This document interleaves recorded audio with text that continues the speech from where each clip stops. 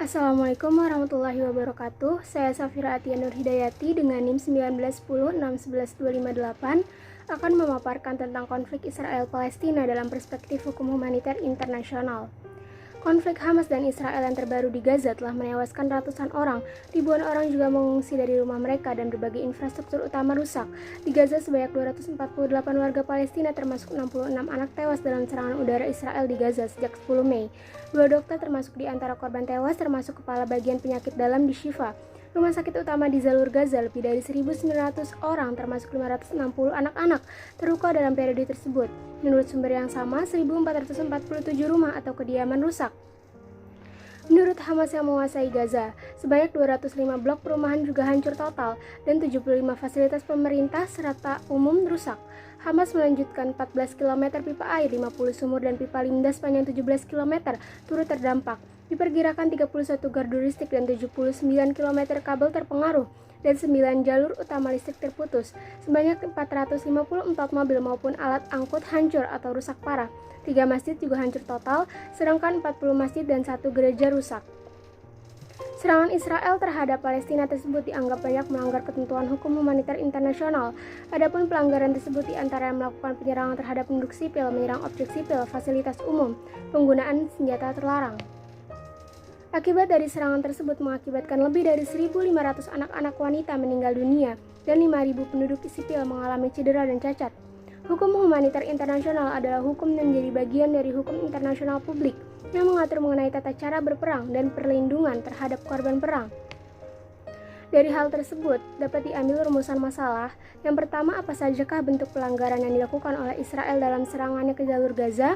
Yang kedua, bagaimana perlindungan hukum humaniter terhadap penduduk sipil? Bentuk pelanggaran hukum humaniter yang dilakukan oleh Israel di jalur Gaza, yaitu dengan sengaja menargetkan serangan terhadap rakyat sipil termasuk wanita dan anak-anak, dan menghancurkan objek-objek sipil yang dilindungi di dalam hukum humaniter internasional.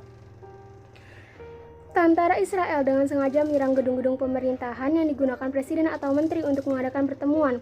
Sekolah-sekolah juga dilakukan penyerangan pada saat anak-anak sedang belajar dengan menggunakan roket sehingga pelanggaran terhadap penduduk sipil tersebut sangatlah tidak proporsional.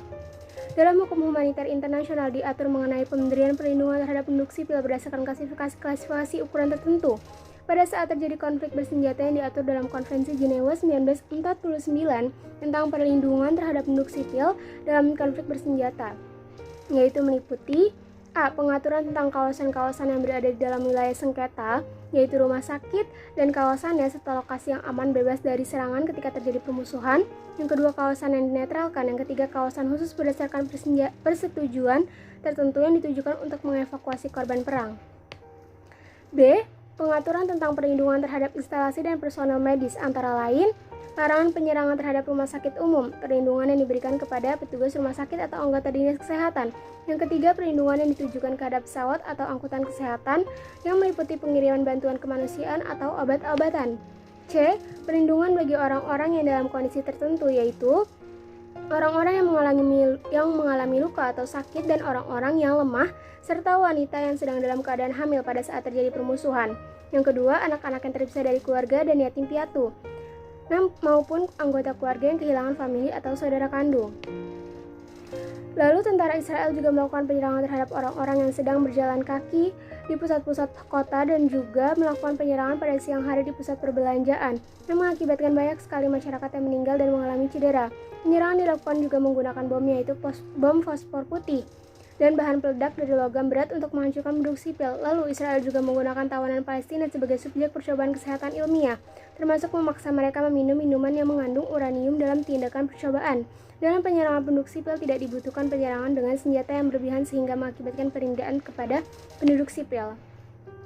Perlindungan hukum humaniter terhadap penduduk sipil. Dalam konflik bersenjata antara Israel dan Palestina, Israel turut menyerang penduduk sipil dan tempat-tempat umum yang terdapat banyak penduduk sipilnya. Dan juga penyerangan-penyerangan dilakukan oleh Israel tersebut membawa dampak yang sangat merugikan dan menyengsarakan masyarakat Palestina. Hal tersebut tidak sesuai dengan adanya prinsip pembeda dalam hukum humaniter. Prinsip pembeda atau distinction principle adalah prinsip yang membedakan antara kombatan dan penduduk sipil dalam wilayah negara yang sedang terjadi konflik. Kombatan adalah penduduk yang aktif turut serta dalam permusuhan, sedangkan penduduk sipil adalah pendudukan yang tidak turut dalam permusuhan. Prinsip ini dipandang sangat penting dalam hukum humaniter internasional, karena dengan begitu dapat membedakan mana yang dapat dijadikan sasaran serang dalam permusuhan. Prinsip ini mulai diatur dalam Konvensi Den Haag 1907, namun belum secara eksplisit.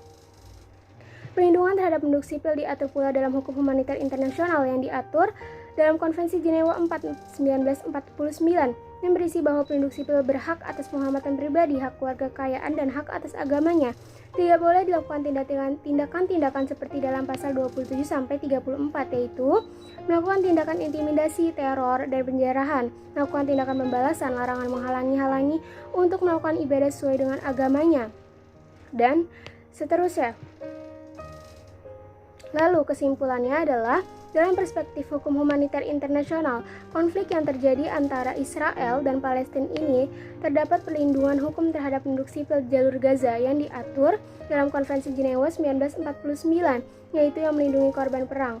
Lalu pada prinsipnya dalam hukum humaniter internasional juga terdapat prinsip pembedaan yang mana dibedakan antara kombatan dan penduduk sipil, sehingga seharusnya negara yang berkonflik tidak menyerang penduduk sipil ataupun tempat-tempat publik yang terdapat banyak penduduk sipil. Yang masih perlu mendapatkan perhatian adalah sikap negara-negara pihak dalam konflik bersenjata yang masih kurang menjunjung tinggi dan menghormati orang-orang sipil sebagai pihak yang harus dilindungi, bukan untuk ikut diserang. Sekian dari saya, kurang lebihnya mohon maaf. Wassalamualaikum warahmatullahi wabarakatuh.